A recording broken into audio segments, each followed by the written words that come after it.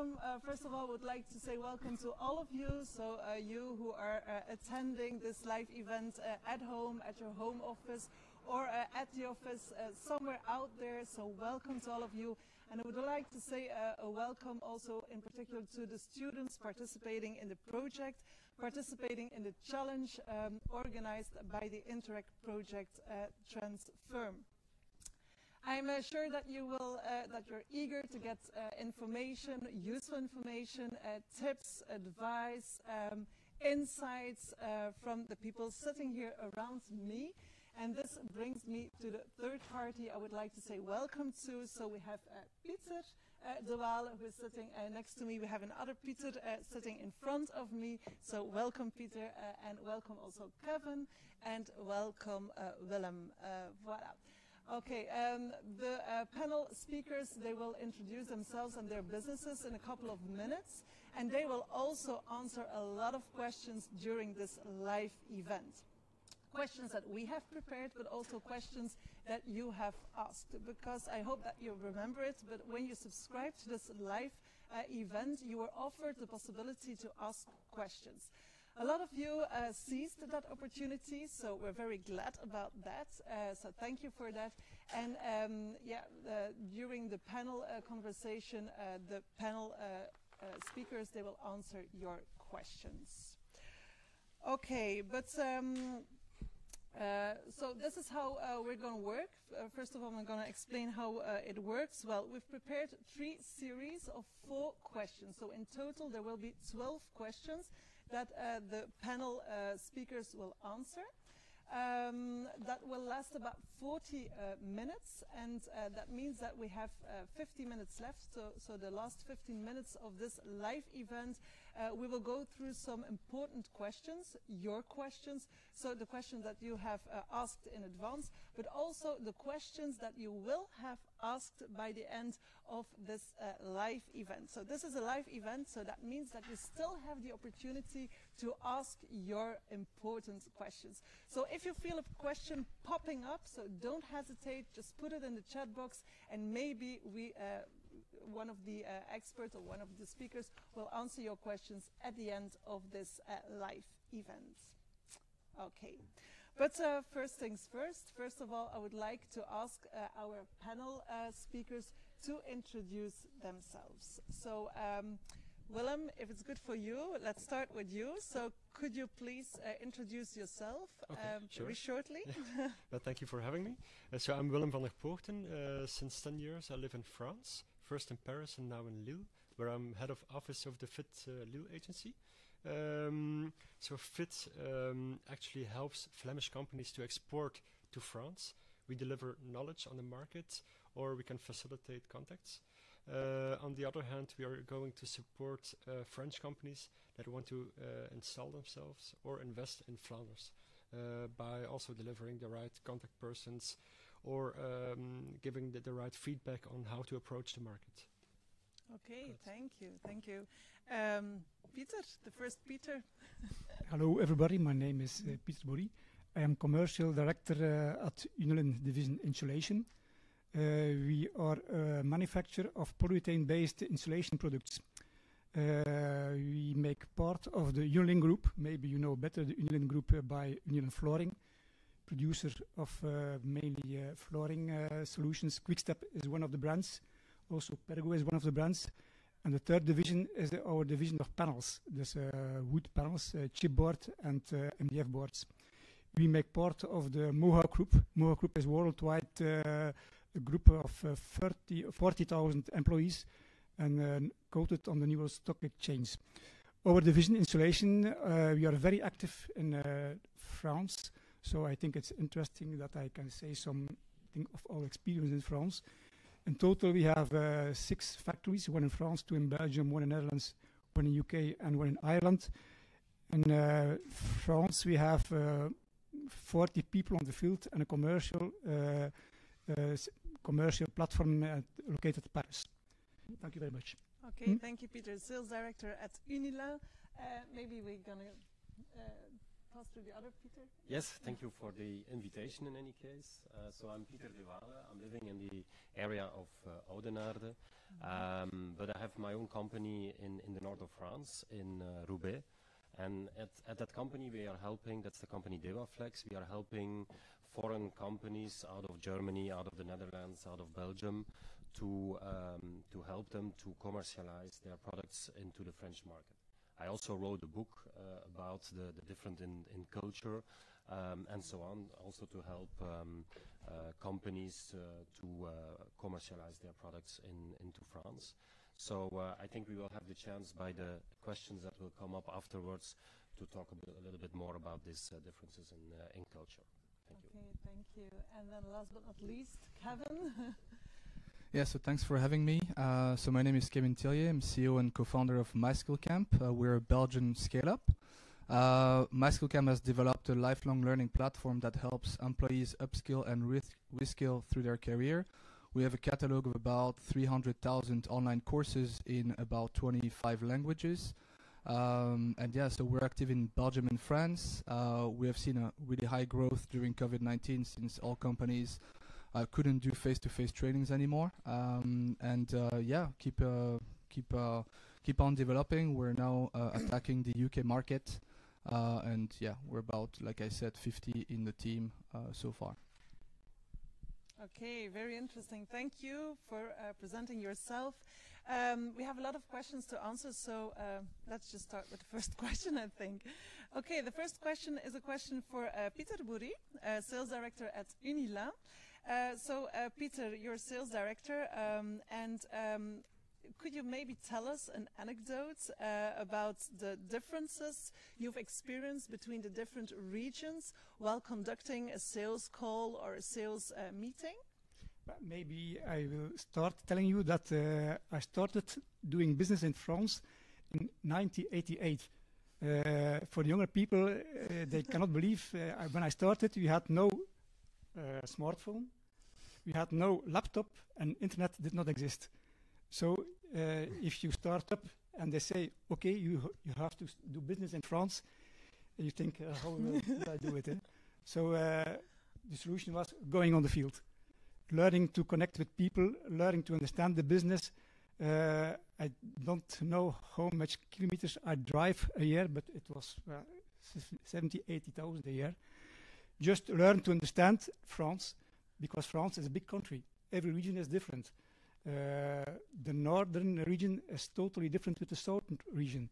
Maybe some people have seen the film De Ch'ti.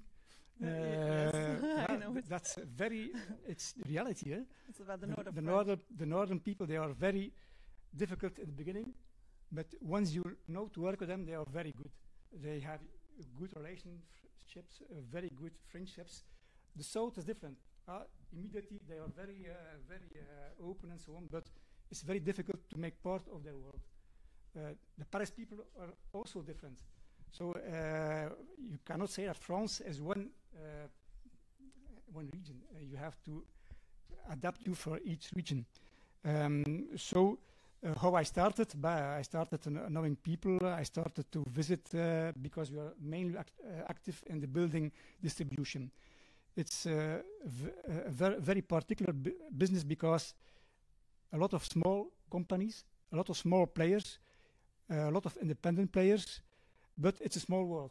Everybody knows everybody. Mm-hmm. So if you have a good relationship with one and you are doing a good job, the story goes on. They tell about you, and I must say, the Belgian people, the French people, they like the Belgian people because we are honest, we are modest, maybe sometimes too modest, and we speak their language. It's very important. If you arrive in France and you don't speak the French language, it will not work because maybe I should not say it too loud, but for the French people, France is still the center of the world. What I also learned that in France, certification is very important. It's a very protective market. You have European regulations, European certifications, but each activity, each product in France has to benefit also local labels, national labels. And if you do not have these certificates, you will not sell 1 square meter or one product. You have to be very, and that's typical for France, very protectionist market. That's also something that I want to say to you. You have to adapt you. You have to also adapt your product offer. You cannot arrive in France and say, oh, that's my catalog, these are my products, it won't work. You have to adapt your product offer to the French market. That were some things I wanted to share with you. So be aware that it's a different country. You have to adapt your product range and you adapt your way of working. Okay? Yes, thank you. Thank you. And yes, and there are a lot of differences in one region, in one country. Yes. Yes, okay. Okay. Good. Maybe we can move on to the second question. Peter, that's a question for you because you've written a book. I'm going to show the cover of the book. It's about the cultural differences between French people and Flemish people, if I'm well informed. And I heard that it's a very interesting book. Maybe it's an interesting question for you to tell us about maybe 2 or 3 important differences between Flemish people and French people. Can you give us 2 or maybe 3 examples? Yeah, I can try to do that. So indeed, I have been general manager of a French company that was belonging to a bigger German group, and my job was to reorganize and close that French subsidiary for the German group. That means I needed to lay off during that period of time about 30 French employees, sell the building, and restart with a sales entity in the north of France. During that period of my career, I was living almost 1 year in France, in Paris area, but I had still Flemish roots and was very proud about these Flemish roots. The fact that my managers were German and my employees and other business contacts were French, this gave me the inspiration to write the book Affaires met Fransen, and I have collected all my experiences in that book. So the book is absolutely not a management book, but a kind of guide for foreign companies to do business in France with a lot of respect for culture differences. And if you now ask me what are the main differences business related, I would say if you want to sell a product in France, the personal relationship and communication is much more important in France as, for example, in Belgium or Germany. On dit en français, un Français a peur de ne pas être compris, de ne pas être pris au sérieux. That's maybe a little bit difficult to explain this in English or to translate this in English, but a French person is somewhere a little bit afraid of not being understood and not being taken seriously. Before the meeting of today, we had a small chat also with Peter, who said that the French are very chauvinistic, but I think it's more that they are a little bit afraid of not being correctly understood. And this is maybe something to do with language, but I think it's more to do with the fact that they are more individualist than a generalist that we are. So another difference that I have remarked in sales is that technical arguments are less important to sell products in France compared to, for example, Germany. I will give a small example. If you ask to a German car driver which type of car they have, I would say in about 10 minutes you will know how many horsepower there is under the hood. If you ask the same to an average Frenchman, they will tell you it's a Renault, it's a family car. This very clearly means that the perception of a product is much more important in France than the technical arguments. And if you sell a product in France, you should be aware about that. Okay, yeah. Very interesting. Thank you. The next question of this round is for Kevin. Kevin, the founder of the startup, and Kevin has created with his startup a very ambitious e-learning platform. So the first question for Kevin is a question about learning and learning skills and learning behavior and learning preferences. Do you notice that there's an important difference there between the different regions when it comes to learning preferences, for instance? Well, about the soft skills, not really. I mean, there is a top 5 definitely. Well, since the past 12 months, managing remotely, working remotely, self-organization as well, time management. Those are all the skills that were highly developed by all of our users. But I would say there isn't a big difference. The main issue is that since we aggregate content from multiple content providers, the big challenge is to have the same quality of content that we offer to both countries, whether it's in French or in Dutch. So I guess that's the main, the main challenge we have. Okay, thank you. You're welcome. And then the last question for the first round is for Willem. What difference do you notice between the different regions and the way that they deal with sustainability? Well, I guess it depends a bit on the activity and the business and the socioeconomic context of the consumer. Businesses have to live by the rules of European, national and regional governments, so it is a top-down movement. Those rules don't differ a lot from Belgian or Flemish ones.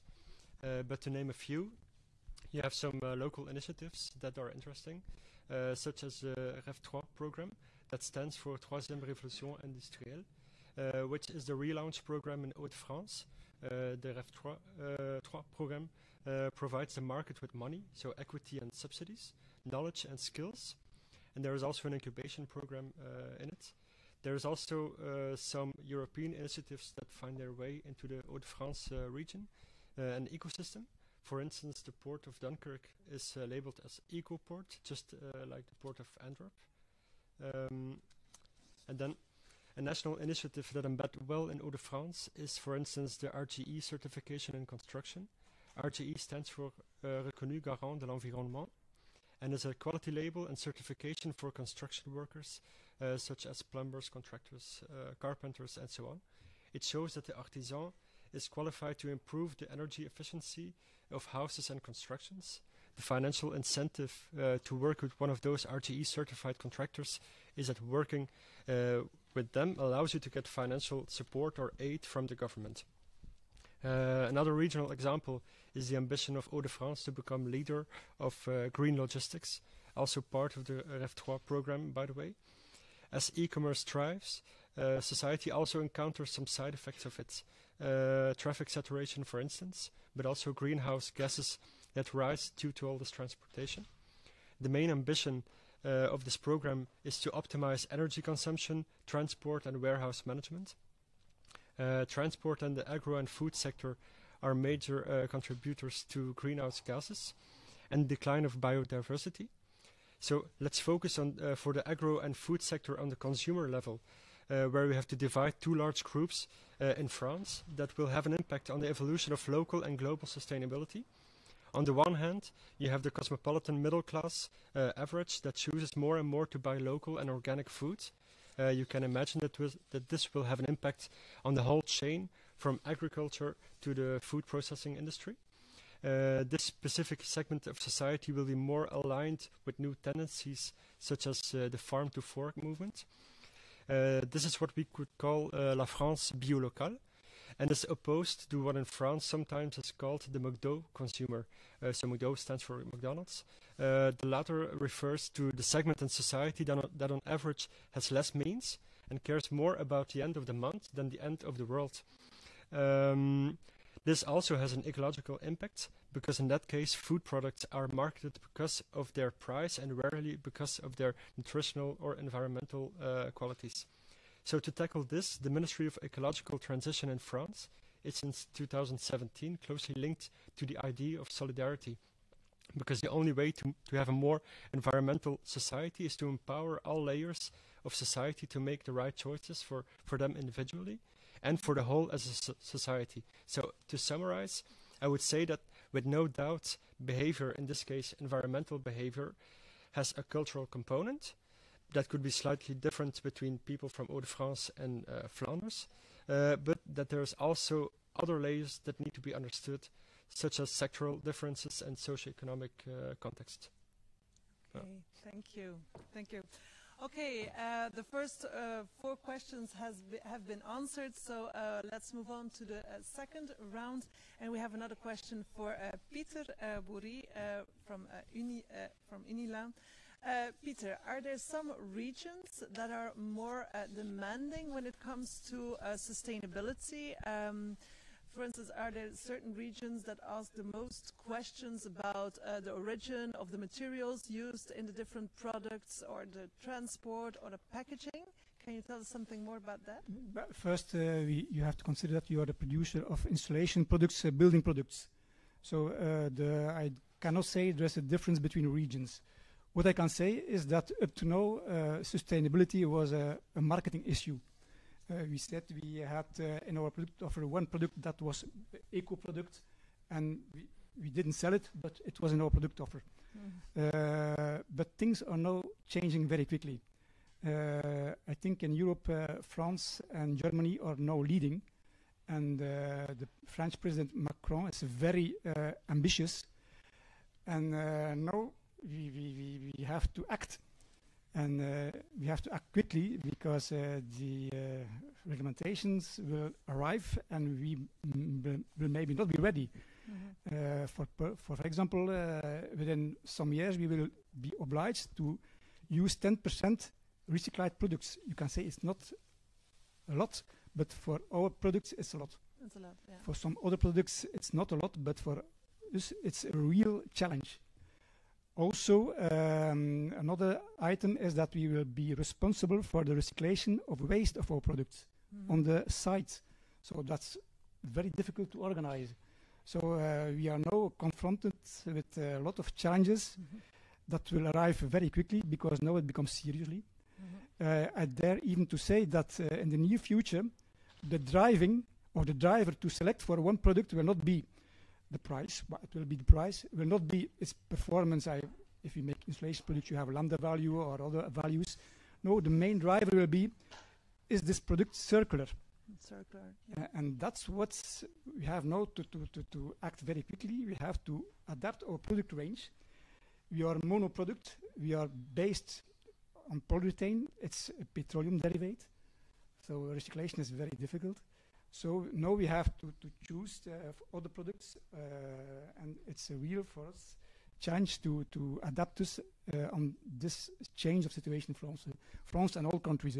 But now France is very leading, also together with Germany. So we have to act. It's not easy. So work on the shelf. Yes. Okay. Thank you. So a lot of things are changing, yes. And it becomes more strict. Countries become more demanding. Well, as I say, up to now it was marketing, it was greenwashing. We are good because we have some products in our product range, but that's people do not accept this anymore. Yeah, it becomes more serious now. Yes. Okay, I understand. Okay, thank you, Peter. Peter, another question.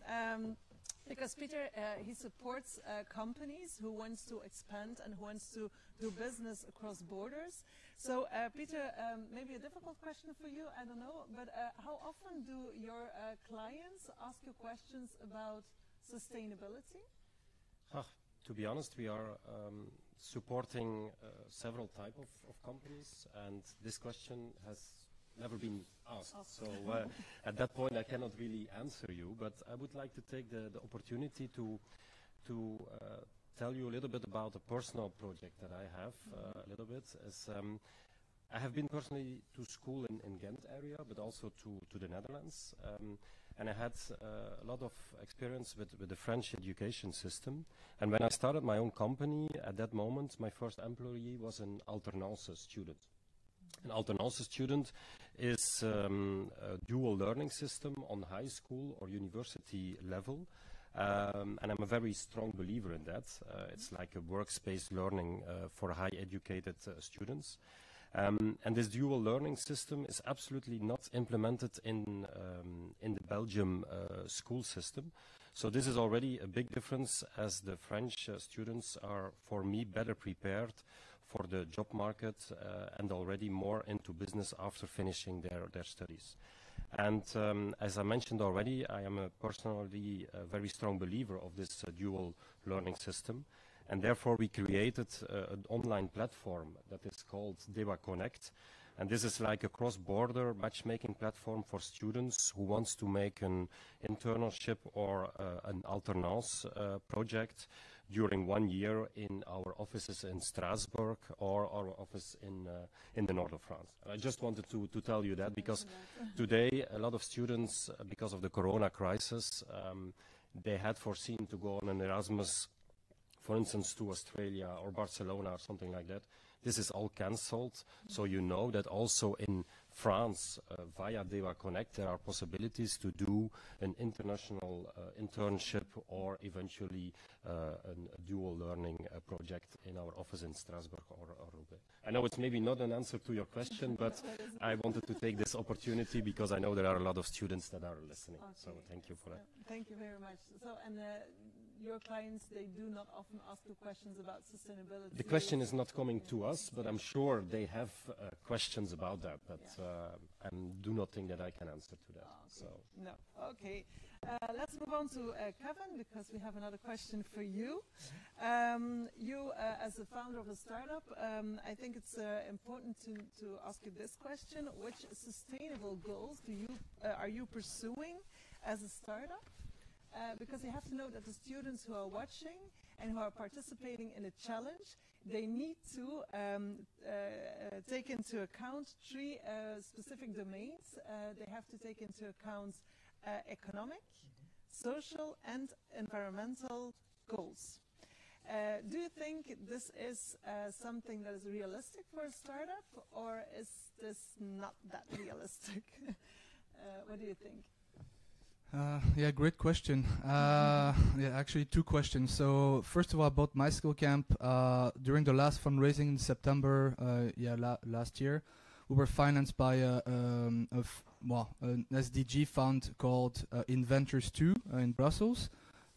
So yeah, they saw in My Skill Camp a way to have a sustainable and social impact, and you can imagine in learning. So we have a few KPIs to keep track of, such as number of employees that we have helped upskill or reskill, number of certifications that we have delivered as well as other KPIs that we keep on measuring. So that's something important, but it's something we were already measuring, but it's not something that we were putting forward.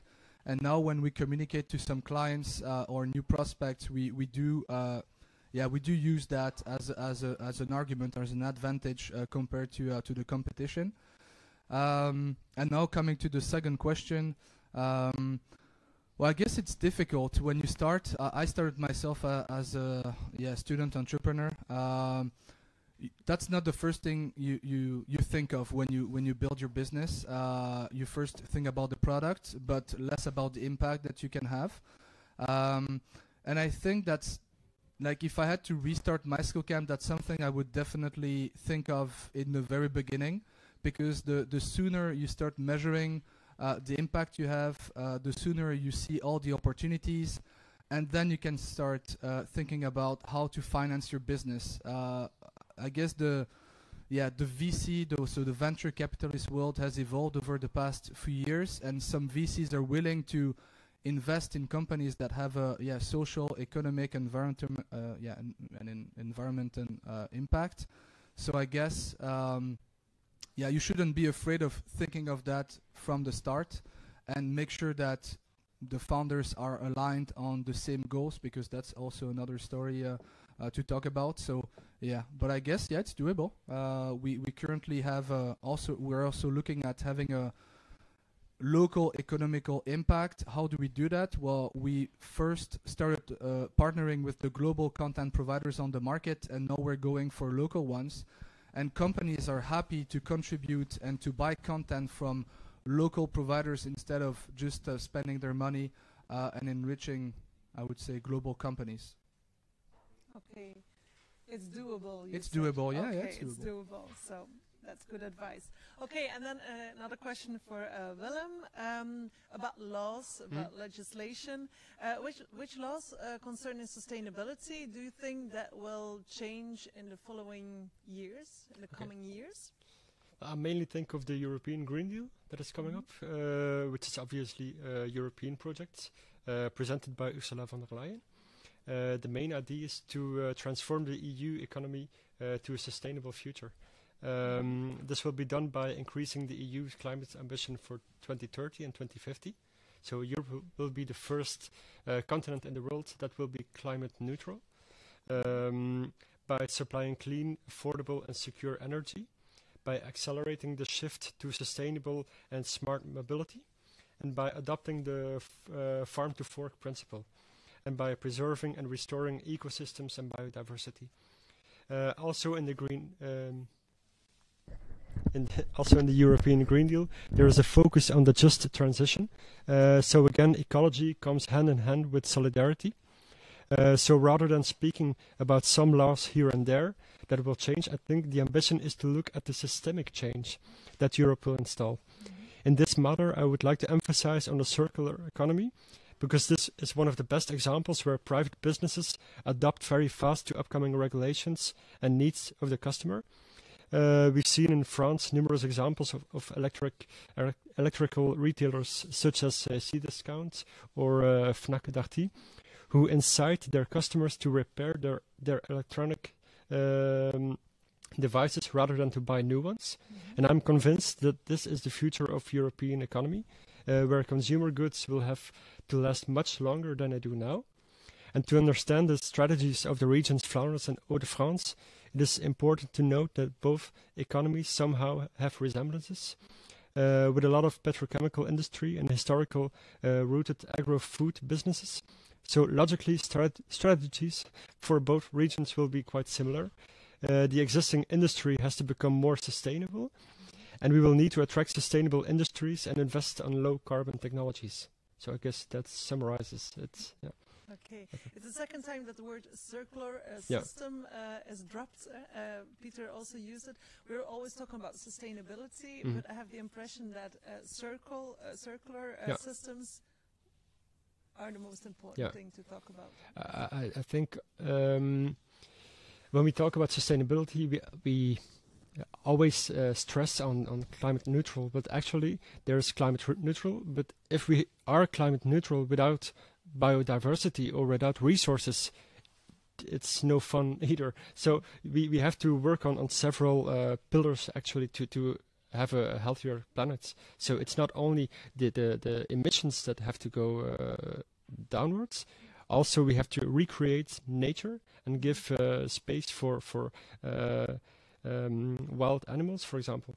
And then again, if we don't have resources anymore, we will be obliged to work in a circular economy. So it's just it's not only an ambition out of ideology. It's also because the actual situation obliges us to change our economy. Yeah. It's really necessary. Yes. Yeah. Thank you. Okay, the third round. We have 4 more questions left. So let's ask another question to Peter. Peter, what are, in your opinion, the 3 most important things companies should do to become more sustainable? First thing they have to do is take it seriously. I can because I experienced myself, up to now, up to 1 or 2 years ago, senior management did not take seriously sustainability. It was something for in the future that they should not look at short term. But no, things are changing. We have younger management arriving, and they are beware that we have to move. So the first thing, take it now seriously. Yeah. Second thing, you should see it very large in the company. I give some examples. If you know how persons, we should look, where do they live? Do they live, if you have the choice between somebody who lives at 5 kilometers of the company and somebody who lives at 15 kilometers, but I think it's important to know that better to hire somebody who lives around the factory. That's now also for us a driver. Also, everything that you are doing, you should ask the question, can I do it in a more sustainable way? I can say, but no, with COVID it's not the case, but before the COVID, I took the plane once a week. It will no more be the case now. We will ask ourselves the question, do I need to do this? Can I do it another way? So you have to see it in a very large way. And the third thing, I want to say, it can be it can have a very great impact on your business. You have to be aware that maybe you have to change your complete business model. Our example, we are a manufacturer and our products are 100% based on a petroleum derivative. So now we are considering no more investing in polyurethane capacity, but we are considering investing in, for example, wood wool insulation. So for us, it's a 180 degrees turn about product development, about what we will do in the future, what type of products we will bring to the market. So it can have a very big impact on your business model, and you have to be aware that it will cost also a lot of effort and money to do this change. So that's for us our way how we see sustainability and circularity also. Yes. So take it seriously, yes. And for each decision that you make, ask yourself, you should ask the question, can I do it in a better way? In a better way, and be aware of the fact that it has a big impact, a huge impact on your business. Yes. Okay, thank you. You saw last week Volkswagen announced that they will focus on 100% electric cars. For them, it's a very big decision. But it changed completely. Their factories also will change. And this is the case in many production sites. Yes. So you have to be agile. Yes. As a company. And it will cost money. Yeah. Okay. We have understood. Thank you, Pieter. Pieter de Waele, another question for you. What question are you most tired of answering? Tired of answering? I can't say that I'm tired of answering, but maybe I'm a little bit tired of hearing that famous one statement that I also heard from Peter just before the meeting, is that the French are chauvinistic, and even sometimes we are saying that they are lazy. It's clear that the French people are proud, and that is for me more like a positive skill that you can use also in business to develop something, and this gives also a lot of opportunities business-wise. Just give the perception that you are French or that you are French, and the doors will go open. I will give a small example. If a Frenchman who needs to call a phone number that starts with plus 32 or plus 49, for them it's a clear obstruction to do that. So just use a French telephone number and the doors will go open, and excuse yourself when you are not speaking very well French. One of my sentences that I always use is "Je m'excuse pour mon français, c'est pas ma langue maternelle," and then the doors will go open because you are doing an effort to speak their language. Okay, that's very practical advice. Thank Thank you. Okay, so change the phone number. Okay, Kevin, another question for you. What is the best advice concerning sustainable entrepreneurship? That you could give to a startup? Well, I guess it's related to my previous question. Do not think that you can't make money while having an impact. I think you can, and you can be successful. You can grow your company. We also had to make decisions during COVID-19, moving from 15 employees to 50 in COVID time, not ever seeing your candidates, or I haven't seen, I think, 25 of my employees. I've never seen them face to face, so that's also a big change. But it's also something we're proud of now, because we are, I guess, a remote first company. When we recruit, it's also a way for us that, showing that we will not be traveling to the office. Usually I used to take the plane to go in the south of France, used to take the plane to go in the UK. I don't do that anymore. The way we do business has changed as well. It's a real new world, and I think it's the biggest positive opportunity for all of you starting your entrepreneurship journey today. Okay, thank you. Okay, and then the last question is for Willem. So in Belgium, but also in other countries, we have different company structures. We all know the BV's, besloten vennootschappen, Société Anonyme. What else do we have? Eenmanszaak. Eenmanszaken, voilà. Thank you.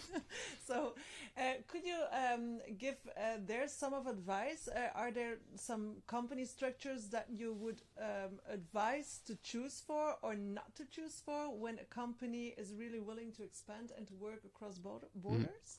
First of all, I don't think it's obliged to have a French entity. It depends on the business you want to do in France. There are some sectors like the construction sector or the agro-food sector. They are more likely to have a French entity because of tenders and some liability reasons.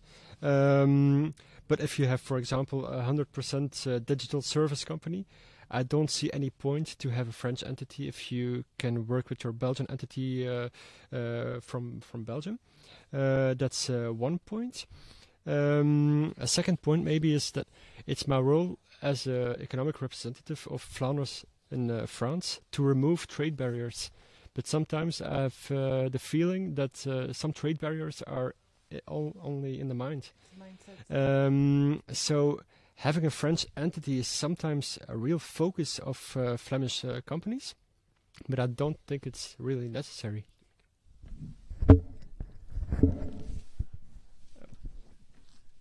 Yeah, you hear me? But I don't think it's really necessary actually. So it really depends on sector, activity, etc. Large companies like Bird or Deliveroo only have real small entities in France just out of liability reasons, but not for the real structural part of the company. I think, as already mentioned by Peter, a French phone number can be very handy to give the impression of proximity. So I can give the advice to contact the Devaflex in that matter. But in general, it's important to know that French entities look a lot like Belgian entities. I won't go into details, but for example, the BV in Belgium is an SAS or an SRL in France. It depends on how the parts of the company are shared.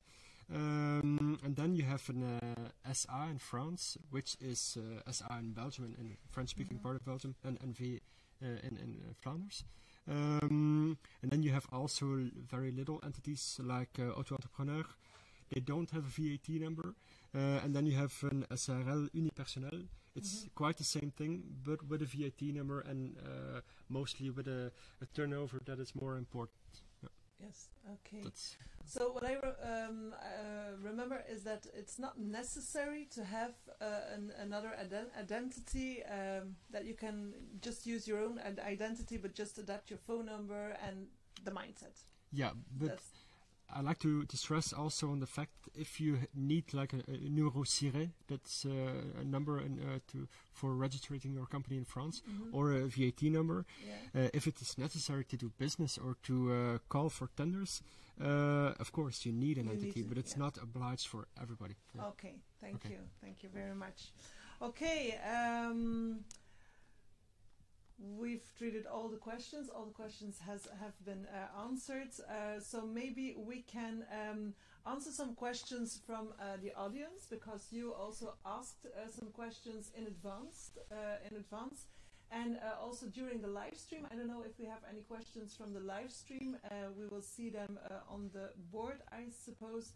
But first of all, one of the questions that was asked, maybe it's a question that I would like to ask to Kevin, if it's okay for you. Yeah, sure. Okay, what was for you, what were the biggest stumbling blocks on your road to a sustainable business? Well, funding is difficult. Receiving funding is difficult. We have raised 4 million in total. We have raised it over 4 rounds. So, every time you raise funds, you lose equity. So that's something to take into account. I guess if I had to, I guess the main difference when, if I had to redo it, and I would go first for the, being a sustainable company and focused first on having an impact, social impact, economical impact, etc., I think I could have attracted more investors, because then they would not have just looked at the business model, the growth, the revenues, etc. They would be okay if we were generating a bit of revenue, but they would not have compared us to the competition and seeing like, wow, if I invest my money in this company and they only compete on the business model, etc., it's going to be complicated. Well, we made it, so that's good. But yeah, I think the chance you have today is to turn this around to your advantage. Yeah. Okay, thank you. You're welcome. Now you've talked about subsidies and funds. Maybe it's a good moment to tune in on that. I don't know who of you wants to answer this question, but one of the questions that was asked is the following question. What kind of support is available for businesses that want to grow in a sustainable way? So I talk about grants, funds, subsidies, or other types of support. What is available? I don't know who Can wants I to. answer? Yes, of course. The Flemish government has a very good website, MVO Vlaanderen, which is MVO stands for Maatschappelijk Verantwoord Ondernemen. And on that website you have a SUSTA tool. So that tool will calculate your sustainability. So I would suggest that if you have a look on that website, and maybe you can already try the tool for your upcoming business. That can be a very good idea. Can you maybe repeat the name of the tool? SUSTA tool. SUSTA tool. Yeah, and I guess I have written down the URL. Oh no, I haven't. It's I guess it's mvovlaanderen.be, but just Google it and you will find it. Okay. Yeah. So SUSTA tool. SUSTA stands for sustainability. And, Yeah. Okay. Okay. Thank you. Someone else who wants to answer that question? Who has something important to add? Kevin? Well, yeah. Usually, when you look for grant, it doesn't just come up free. You also need to mix it with some capital as well, or you have a small grant, or you go for a bigger one. But then you have to have a counterbalance. I'm saying this because that's what we are currently working on at the moment. And yeah, if you want to have 1 million, 2 million grant, you need to have not the same, but yeah, a big amount in capital as well. So that's also something you need to take into account if you want to go for the big grant. And often going for the big grant is the same amount of time and resources than going for the small one. So choose wisely. Choose wisely. Okay, thank you. Peter, maybe another question for you, because you also have a business abroad. You have a business in Roubaix, you just mentioned that. Yeah. How did you overcome the language barrier? By respecting the culture. I think this is the most important what you should do. A language should not be a barrier, but a chance to work cross-border. If you want to do business in France and you don't speak French, please do not try to force the customer or your contact to speak another language.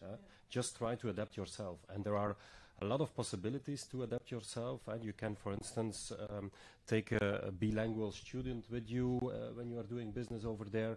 So try to adapt and to know that they have a different culture, and be adaptive and try to do that. And that was my chance, and I really had the chance also to make from my hobby to study these differences in culture, to make my business out of that. So I think this is also important. Yeah.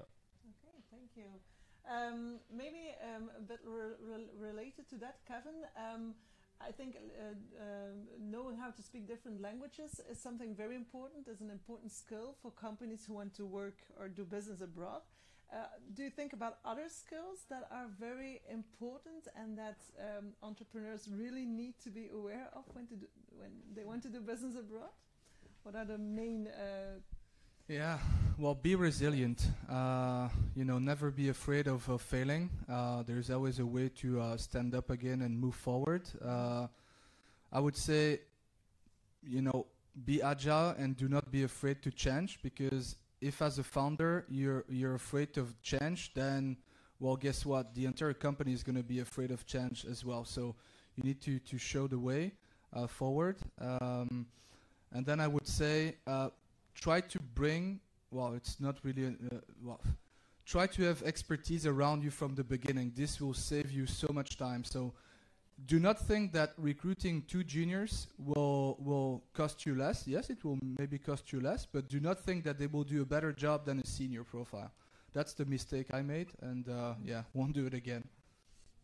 It doesn't mean you can't take juniors on board, huh? Just means that at the beginning you need like superpower and fuel to grow from the beginning, and bringing more expertise from the beginning on board will prevent you from making mistakes, especially if you're a first-time entrepreneur. Okay. Maybe I can say also something particular in France. You have to build up a strong relationship with your clients, a partnership. It's very important for the French people, a partnership, a long-term partnership. I always said to my people, if you want to do business in France, I say, if you have a hand and you want to keep sand in your hand, how do you do it? Like this or like this? You do it like this. Sometimes you have to be able to give something to the clients, and sometimes they will return something to you. So don't always think short term, think long term, create partnerships, and if it's a bad time, they will understand that they have to do also something for you. So, and that's particularly for France. You have not that situation in the Netherlands. There is more short-term agreement. In France, it's 30 years that I'm working in France. I have still clients that I serve since then. The same people, and they know we are honest. We have a strong relationship. So you have to build on this strong partnership. So it means you have to invite them sometimes at home. At evening, you do something with them. You go to the restaurant. You have to create a real partnership, and it works in France. Yes. That's something I want to give you. You have to invest a little bit in time, but you have the return. Okay. And you have to be aware that it comes from both sides. Yeah. It's, I personally agree for more than 100% with what you are saying. Yeah. So investing in long-term Yes, yes, relationship. That makes it also sometimes very difficult for instance, or for example, a Dutch company that wants to do business in France because they have a very good product that could be perfect for the French market.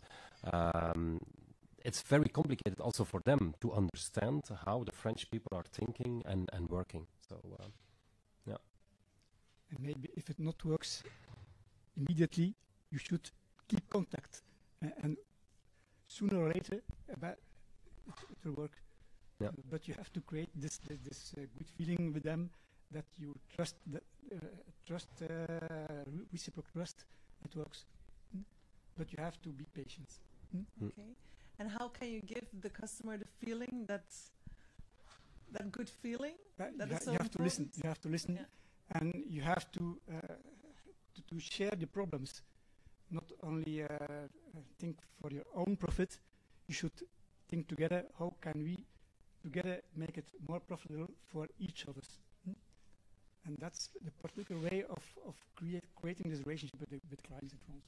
Yes. I don't see that more or less, much less in Belgium, and it's not the case in Holland. In the Netherlands, it's short term. Also, the big companies every 2 years, they change the purchaser. You have not this relationship, and it's also voluntary of their part. They change the people they work with, so you cannot create this relationship. In France, it's the contrary. They keep the same people on the place because they know it's important to create this partnership. Okay, interesting. Okay, do we have time for one more question? Yes. Okay. Let's take this question a bit more about entrepreneurship in general. What is the biggest advantage of being an entrepreneur? Who wants to answer this question? The biggest advantage. Satisfaction. I had the opportunity in Newland. We are a big business, a big company, but we have a lot of liberty. We can take decisions. We can do things that we do not always have to ask at OCU. So we have a big liberty to work, and they give us this entrepreneurship. It gives a lot of satisfaction. Sometimes things can go wrong, but they understand and they accept. So that's a way of working that we always have done, and I appreciate this way of working, liberty and entrepreneurship in our company. I also think it's not really a real advantage or a disadvantage. It's more like an attitude. It's And you can have this attitude as an entrepreneur who has a small company like we have with 24 people, but you can also have this attitude in a big company like Unilan, like Peter is just saying. So that's something, an entrepreneur is more like an attitude for me. Yeah. Okay, interesting. I have another question, a question from someone who is attending this live event. What is the most important difference between B2B, B2C when you do interregional or transregional business? Is there a difference? And if there is, what is the most important difference? Kevin? Yeah, well, quickly, yeah, but I would say it's more the big difference is more on the marketing side. If I were in B2C, I would invest a lot in marketing. Like my marketing team would look way bigger than my sales team, and in B2B, it's the opposite. Well, not saying that marketing is not important in B2B, but just saying that you need more like salespeople to develop those relationships that you can't do with B2C. You can't build relationship. Well, you can, but then you need to build a brand. So I would say it's more focused on developing the brand, marketing, etc. Whereas in B2B, well, like selling with the brand is really difficult. Like you need to be a giant, etc. But yeah, whereas with B2C you can sell because your brand is powerful. So I would say the difference is in marketing. Marketing and sales. Okay, thank you. Someone else wants Yeah. to answer this question? Yes.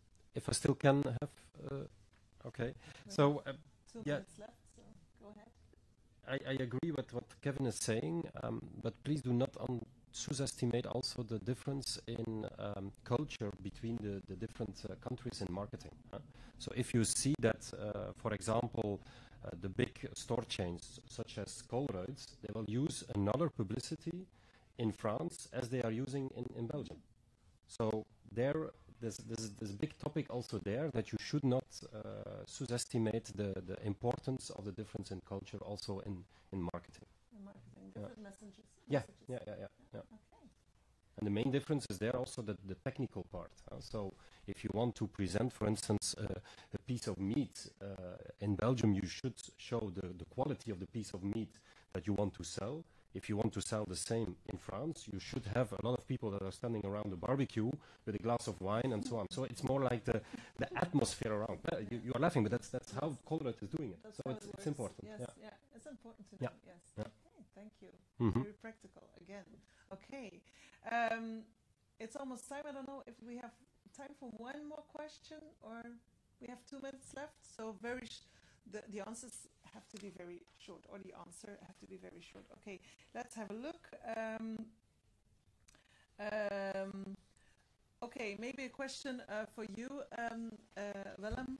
What is, in your opinion, really the basic foundation, if you could give one, needed to create a sustainable business? The basic foundation. You have to believe in it, I guess. If you just do it like you already said, as a greenwashing marketing tool, it won't work. You really have to believe in your own product and its sustainability, and then it will work if you have the right tools and knowledge to make it work, of course. You have to believe it. So again, mindset, that is I very guess so. important. Yeah. Okay, mindset, okay, that we remember. Okay, unfortunately, there's no time left, so we run out of time. We're at the end of this live event. Unfortunately, because I have the feeling that there's a lot more to say about entrepreneurship, about sustainability, about circular systems, but yes, we only have 1 hour, or had 1 hour.